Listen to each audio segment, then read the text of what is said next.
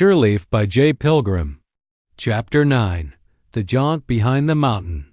Bob's foot hovered lightly over the pedal, ready to bolt if danger appeared as they veered along the winding roads behind Mount Ruapehu. The mist clung to the hills, rolling across the valleys like an ocean of ghostly waves. The sky had begun to lighten, casting soft hues of gold and lavender across the landscape. It would have been peaceful, if not for the stolen car and the ticking clock that haunted Bob's every move. Mary shifted sleepily in her seat, eyeing the alien landscape. Where even are we? Somewhere behind the mountain, Bob muttered, scanning the road ahead. This route keeps us off the main highway. Less cops. Mary exhaled and turned to stare out the window. And more sheep. How many sheep does this country have? Bob smirked. Didn't they teach you that in school? She rolled her eyes. No, but maybe one of them can drive so we don't have to keep driving off-road. The car jolted unexpectedly, followed by a rhythmic flapping sound. Bob's stomach dropped. No, don't tell me. The steering wobbled. He pulled over, cursing under his breath. Flat tire. Mary was fully awake now. Yeah, I felt it. Bob stepped out, surveying the damage. The rear left tire had completely deflated, a long shard of metal sticking out like a cruel joke. Mary emerged and stood beside him. Dad, you know how to change one of these, right? Bob hesitated. Yeah, but we don't exactly have a spare. These modern cars don't usually carry one. Mary dropped her arms. So now what? Bob placed his hand on her shoulder to reassure her. It will be okay. He scanned the road to see if there was any approaching car. They were stranded amid endless farmland, rolling hills, and the occasional distant farmhouse. He kicked the tire in frustration. There should be some solution in the boot to seal up the hole in the tire. If not, I guess we're walking. Before Mary could respond, the sound of an approaching vehicle reached their ears. A battered old truck rattled down the road, coming to a slow stop beside them. The driver, a middle-aged Maori man with a thick beard and kind eyes, leaned out the window. Need a hand? Bob forced a smile. Wouldn't say no. The man introduced himself as Hemi, a local farmer heading into town. He hopped out and surveyed the damage, scratching his chin. That's a nasty one. Lucky for you, I got a jack and a spare in the back. Not the same size, but should hold till you get to a garage. Bob exchanged a glance with Mary, who raised an eyebrow. That'd be a lifesaver, Bob admitted. Appreciate it, mate. Hemi grabbed his tools, and within 20 minutes, they had the replacement tire on. Mary stood off to the side, arms still crossed, but her annoyance had softened. As Bob tightened the last bolt, Hemi wiped his hands on a rag and nodded toward Mary. Your dad always this lucky? Lucky's one word for it, Mary responded. Bob shook his hand. Thanks, mate. We owe you. Just pay it forward sometime, Hemi said with a grin. Then he hesitated, eyeing the mismatched tire. Tell you what, follow me into town. There's a garage not far from here. They'll patch up your tire properly, and you can swap my spare back. Bob considered for a moment, then nodded. Sounds like a plan. Hemi climbed into his truck and pulled onto the road, leading the way. Bob followed behind, glancing at Mary. See? Not everyone's out to get us, Mary smirked. Yeah, well, I suppose you think your angel sent Hemi along. Bob nodded with a smile. They continued down the quiet road, heading toward the small-town garage, where Bob hoped luck would still be on their side. The garage was a modest, family-run place with a faded sign reading National Park Auto Repairs. A few old cars sat in the lot, and the faint hum of a radio drifted from inside the open bay door. Hemi parked his truck and hopped out, stretching his arms. All right, let's get you sorted. I have a cousin who runs this place. Bob and Mary followed as Hemi waved over a burly mechanic in oil-streaked overalls. Hey, Rangi. Got a couple travelers in need of a patch-up. Think you can help? Rangi glanced at the sedan's mismatched tire and nodded. Yeah, no worries. Shouldn't take too long. Bob sighed in relief. Appreciate it. Hemi leaned against his truck, fishing a toothpick from his pocket and biting down on it. So, what's your story? On holiday? Bob hesitated. Something like that. Just trying to get north to Auckland without too much hassle. Hemi raised an eyebrow. Long drive. What's in Auckland? Bob hesitated again. Still figuring that part out. Hemi nodded slowly. Fair enough. Sometimes you just gotta keep moving and let the road decide. Bob felt he could let his guard down around Hemi. He motioned toward his daughter.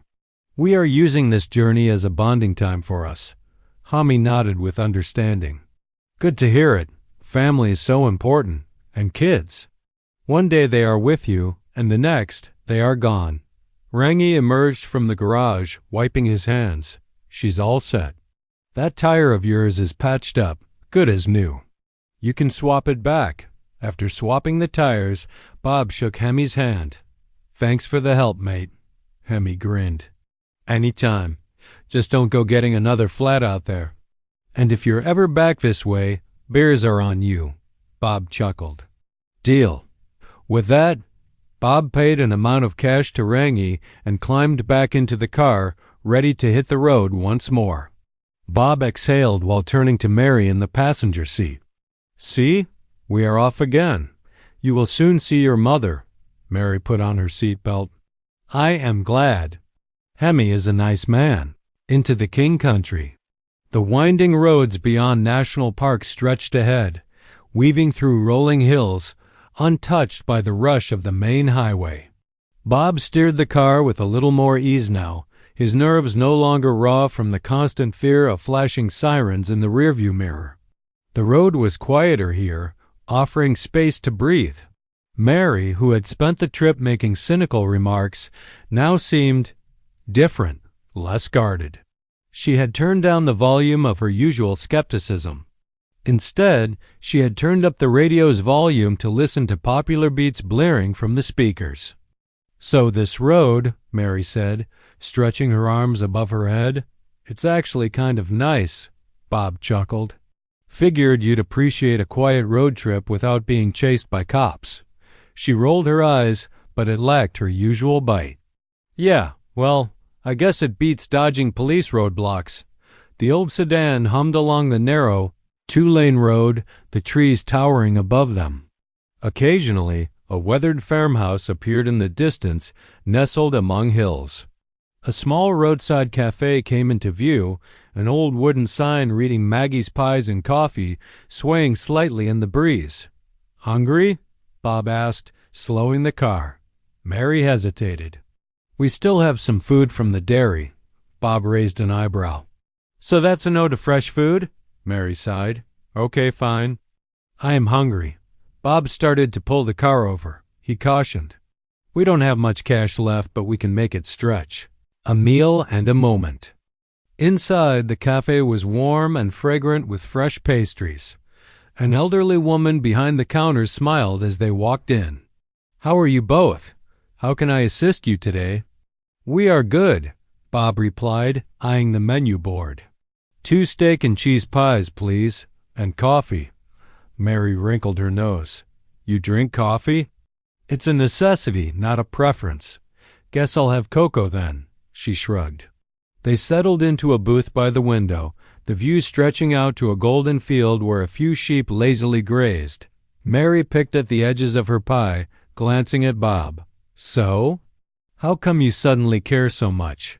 About getting me to Mom fixing things? Bob swallowed his bite, setting his food down. Because I got a wake-up call. And because I should have cared sooner? Mary eyed him. That whole angel thing? Bob nodded. Yeah, spirit guide. And whether you believe it or not, I'm taking it seriously. I want to make things right. With you, with your mom, with myself. Mary didn't answer right away. She looked down at her pie, deep in thought. Then she sighed, pushing her plate forward slightly. Why didn't you want me? Bob felt a pang in his stomach. I guess that I never wanted to have a kid. Any kid. Nothing personal. Mary inquired, why? What's wrong with having kids? Bob shuffled uneasily in his seat. That's just me. I really don't know why, but that's all changed now. I am making an effort to get to know you and prove to you that I can be a good father. Mary nodded. Well, at least you're trying. Bob felt a small spark of relief. That means something, kid. She gave a half smile before taking a sip of her cocoa, immediately grimacing. Oh, that's really sweet. Bob laughed. Too strong for you? Yes, it is, Bob chuckled. Well, it will have you jumping off the walls. They laughed together. Through the towns. After fueling up with what little cash they had left, the road carried them further north. Mary no longer sat with her arms crossed. She started pointing things out. Odd road signs, funny-shaped clouds, the occasional quirky roadside attraction. She even offered to take over navigation, flipping through an old dog-eared map she found in the glove box. With the help of her father, she pinpointed their current location and noted how far they still had to drive.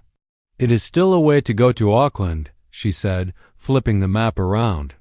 Has the car got enough petrol? Bob glanced at the fuel gauge. If we take it easy, without any high-speed chases, we should be okay to make it to the next town, Bob said. If we can get more cash, we can buy more petrol. If not, then we can ditch this car and get another. Mary shook her head but didn't argue. Instead, she traced a finger along the faded ink. Looks like we can take this turnoff ahead. It loops behind the hills and avoids the next big town. Bob glanced at her. You sure? She raised her eyebrows. Look, I might have failed maths, but I can read a map. Bob grinned and followed her direction, turning onto a smaller, winding road. The sun dipped low on the horizon, casting long shadows across the fields. The sky melted into hues of orange and purple, the distant hills outlined against the fading light. Bob glanced at Mary, who was now leaning against the window, watching the landscape pass by with a soft expression. You tired? Bob asked. She shook her head. Just thinking. About? She hesitated. This whole thing. It's not what I expected. Bob glanced at her. For better or worse? Mary gave him a sideways glance. Jury's still out, Bob exhaled. Fair enough. For the first time in a long time, they weren't just stuck in an awkward silence. It was different now. Less tense, more comfortable. Maybe, just maybe, they were starting to feel like a team. Hi. Before the next chapter unfolds, step into the world of J. Pilgrim. Discover the magic. Embrace the wisdom. Live the adventure. Explore more through the links in the description, and remember, your likes, shares, and comments help this story reach fellow adventurers everywhere. Catch you in the next episode.